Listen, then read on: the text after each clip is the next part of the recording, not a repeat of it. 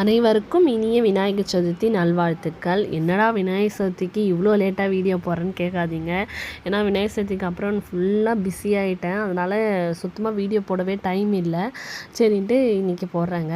அன்றைக்கி மார்னிங் வீட்டிலலாம் பூஜை பண்ணல. வீட்டெலாம் க்ளீன் பண்ணிவிட்டு கோலம்லாம் போட்டுட்டு கிளம்பிட்டு குளிச்சுட்டு சாப்பிட்டுட்டு கிளம்பிட்டோம்.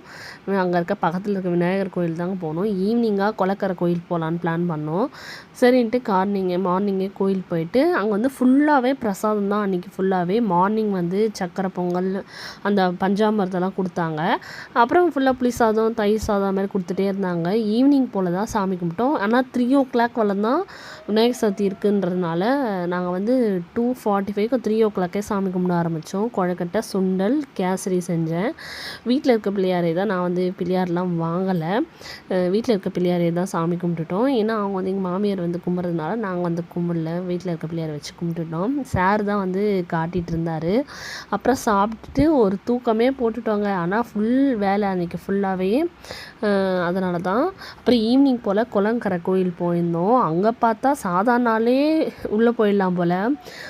இங்கேருந்து அந்த கோயில் வரலுமே ஃபுல் ரஷ்ஷு. பாதி குளம் வரலுமே லைனில் நின்றுட்டுருக்காங்க.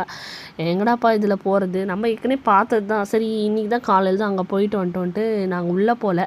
சும்மா குளம் மட்டும் சுற்றிட்டு அங்கே இருக்கிற பெருமாள் கோயில் அங்கே ஒரு விநாயகர் இருந்துச்சு பெருமாள் கிட்ட. அந்த விநாயகருக்கும் பூஜை பண்ணியிருந்தாங்க. அங்கே பார்த்துட்டு அப்படியே கொஞ்சம் நேரம் அங்கேயே டைம் ஸ்பெண்ட் பண்ணிவிட்டு வந்துட்டோங்க. உங்களுக்கு விநாயகர் சதுர்த்தி எப்படி போச்சுன்னு மறக்காமல் கமெண்ட் பாக்ஸில் கமெண்ட் பண்ணுங்கள்.